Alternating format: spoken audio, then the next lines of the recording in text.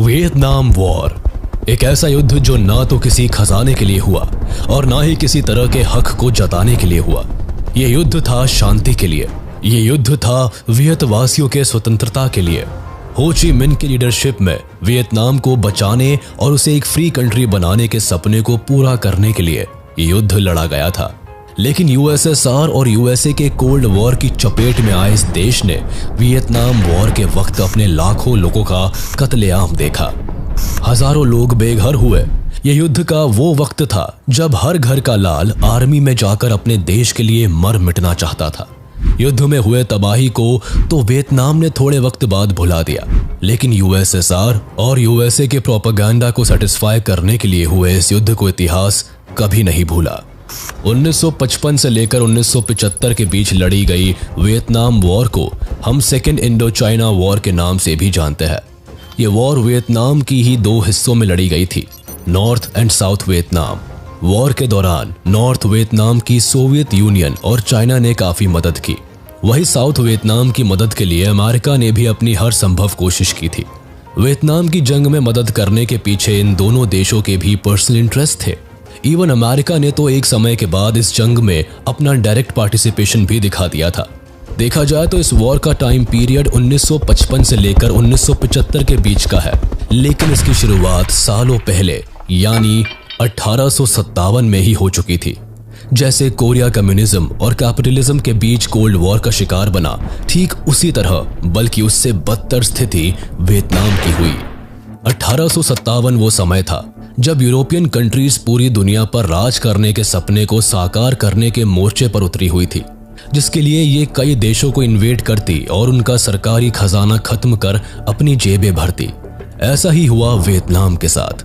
1857 से पहले वियतनाम एक आजाद देश हुआ करता था, लेकिन 1857 में फ्रांस ने वियतनाम को इन्वेड कर लिया, जिसके बाद वियतनाम पर फ्रांस का राज चलने लगा।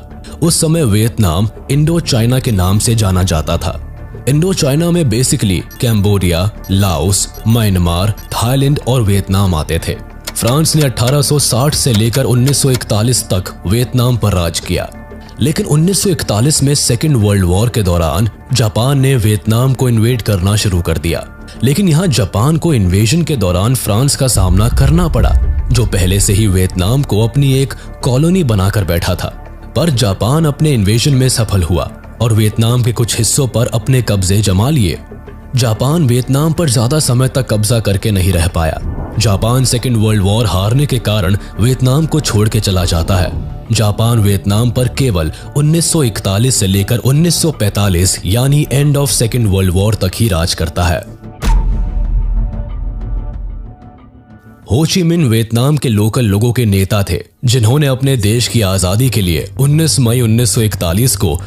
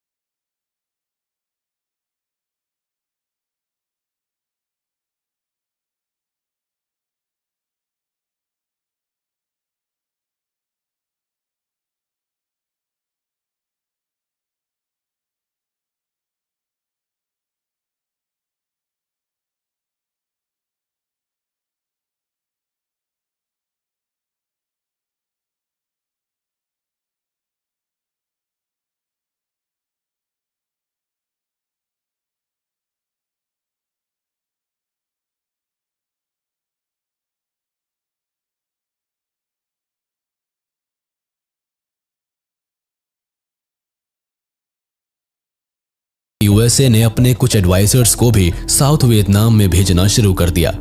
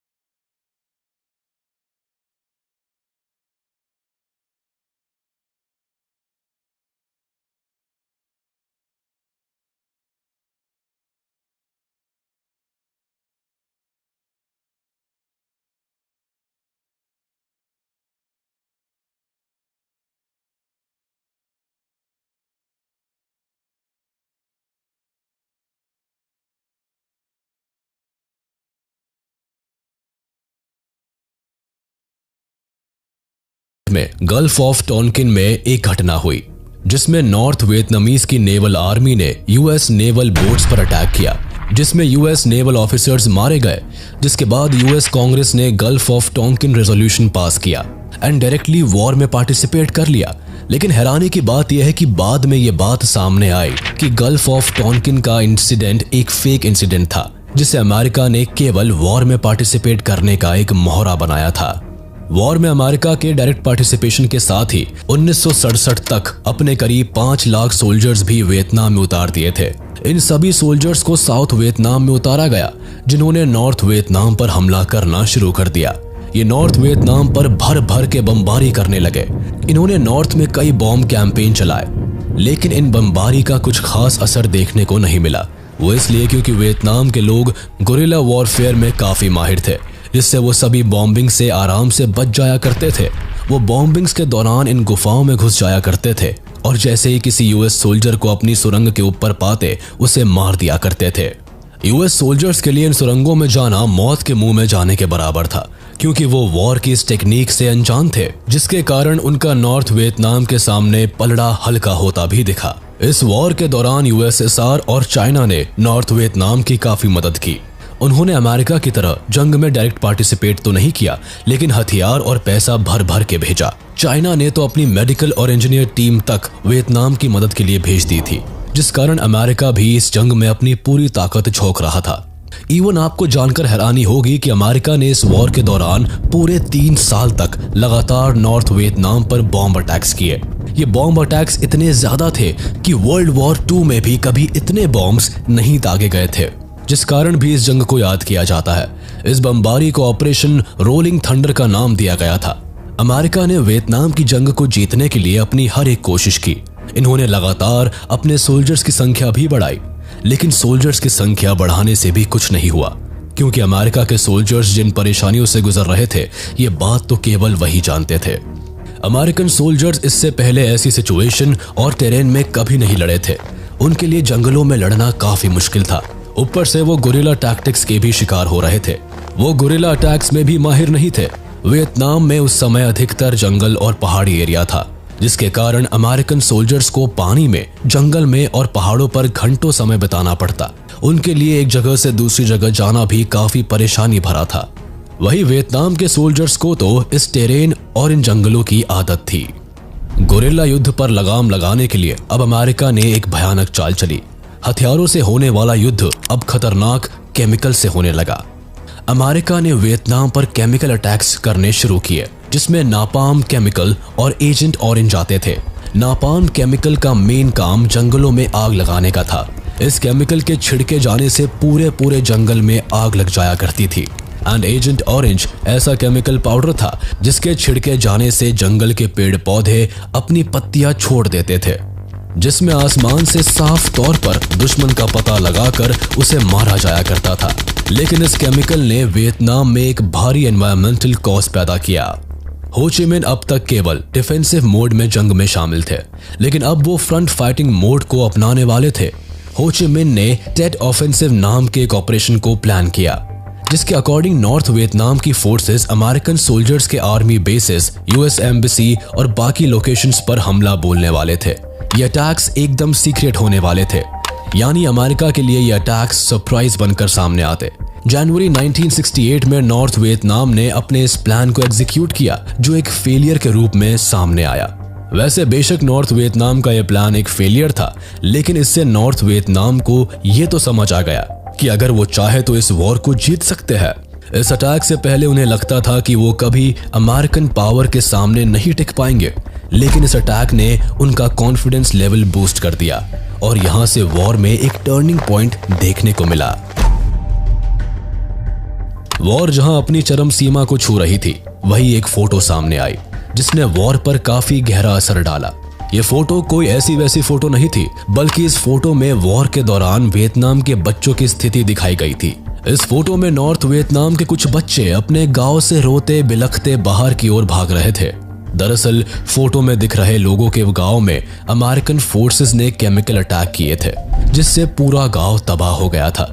फिलहाल आपको फोटो में जो बच्चे दिख रहे हैं, अटैक में इन बच्चों के कपड़े तक जल गए थे, जिसके कारण उस फोटो में अपना इतना गहरा इफेक्ट छोड़ दिया कि खुद अमेरिका के लोगों ने अपनी सरकार के खिलाफ आवाज उठाना शुरू कर दिया। लोग अपनी सरकार के वॉर में पार्टिसिपेशन को लेकर काफी नाराज थे। साथ ही वो वॉर में सिविलियंस पर अटैक करने को लेकर भी गुस्से में थे। मीडिया ने भी इस फोटो को काफी बढ़ चढ़कर लोगों तक पहुंचाया, जिससे व्हाइट हाउस के सामने अमेरिकन लोगों ने प्रोटेस्ट करना शुरू कर दिए। लोग जंग को रोकने की मांग करने लगे। पूरे अमेरिका में प्रोटेस्ट होने लगे, जिसके बाद अमेरिका ने अपने लोगों को सांत्वना देते हुए जंग को जल्द खत्म करने की बात कही। लेकिन टेट ऑफेंसिव अटैक के बाद ये बात भी साफ हो गई कि वॉर अभी खत्म होने वाली नहीं थी, जिससे अमेरिका के लोग लगातार अपनी सरकार के खिलाफ प्रोटेस्ट करने लगे। इसी बीच एक भयानक इंसिडेंट और देखा गया। दरअसल अमेरिकन सोल्जर्स ने इसी बीच माय लाई मैसेकर को अंजाम दिया। ये इंसिडेंट 1968 में हुआ था, जिसमें एक गांव में यूएसए सोल्जर्स ने जाकर आग लगा दी और सभी बच्चों और औरतों को जान से मार दिया। मरने वाले सभी लोग सिविलियंस थे, जिनके पास ना किसी तरह के हथियार थे, ना ही ये किसी तरह से यूएसए सोल्जर्स के खिलाफ कुछ कर रहे थे। इस इंसिडेंट की फोटो भी मीडिया में काफी जोरों से फैली, जिसके बाद अमेरिकन स्टूडेंट्स ने भी प्रोटेस्ट में हिस्सा लेना शुरू कर दिया। अमेरिका के सभी लोग इकट्ठे होकर नारेबाजी करने लगे, जिसका फायदा उस समय अमेरिका के ऑपोजिशंस ने उठाया। लेकिन इसी बीच पेंटागन रिपोर्ट भी मीडिया के हाथ लग गई। पेंटागन रिपोर्ट लीक होने के बाद अमेरिकन्स का एक नया रूप ही देखने को मिला। वो अपनी सरकार से बेहद नाराज थे, जो प्रोटेस्ट के तौर पर देखने को मिलता ही था। ये रिपोर्ट 400 पेजेस की थी, जिसमें लिखा था कि कैसे अमेरिकन गवर्नमेंट ने अपनी जनता से झूठ बोला है। रिपोर्ट में साफ तौर पर लिखा था कि वॉर अभी खत्म होने वाली नहीं थी, बल्कि ये तो लंबी चलेगी। साथ ही इस जंग में वियतनाम कमजोर नहीं है, बल्कि वो हर वार का मुंह तोड़ जवाब दे रहा है। इस रिपोर्ट और तमाम वॉर फोटोज के बाहर आने के बाद अमेरिका की जनता अपनी गवर्नमेंट के खिलाफ खड़ी हो गई थी, जिसका फायदा रिचर्ड निक्सन ने उठाया। ये उस समय ऑपोजिशन पार्टी के लीडर थे, जिन्होंने जनता के गुस्से का फायदा उठाया और जैसे ही चुनाव नजदीक आने लगे, इन्होंने जनता से वादा किया कि ये वॉर को खत्म करेंगे और अमेरिकन सोल्जर्स को वापस बुला लेंगे। चुनाव से पहले किए गए रिचर्ड निक्सन के इन वादों ने अपना असर दिखाया। जनता ने 1969 के चुनाव में रिचर्ड निक्सन को अच्छी वोट परसेंटेज से जिताया, जिसके बाद सत्ता में आते ही अपने वादे के अनुसार रिचर्ड वियतनामाइजेशन के नाम से एक पॉलिसी लेकर आए। इस पॉलिसी के अकॉर्डिंग अमेरिका को वियतनाम से अपने सोल्जर्स वापस बुलाने थे और साउथ वियतनाम में वियतनाम के सोल्जर्स की संख्या बढ़ानी थी। इन्होंने 1970 तक अपने वादे को पूरा करने की कोशिश भी की। ये लगातार वियतनाम में अमेरिकन सोल्जर्स को वापस बुलाते गए। 1972 तक अमेरिका के लाखों सोल्जर्स में से केवल कुछ हजार सोल्जर्स ही वियतनाम में बचे थे। अमेरिकन सोल्जर्स के वियतनाम से एग्जिट के बाद नॉर्थ वियतनाम साउथ वियतनाम पर हावी होता नजर आ रहा था। वो लगातार साउथ वियतनाम पर बम हमले कर रहा था। बाकी वियतनामाइजेशन पॉलिसी के अप्लाई होने के बाद अमेरिका ने नॉर्थ वियतनाम के साथ एक शांति समझौता करने की ठानी, जिसके लिए 27 जनवरी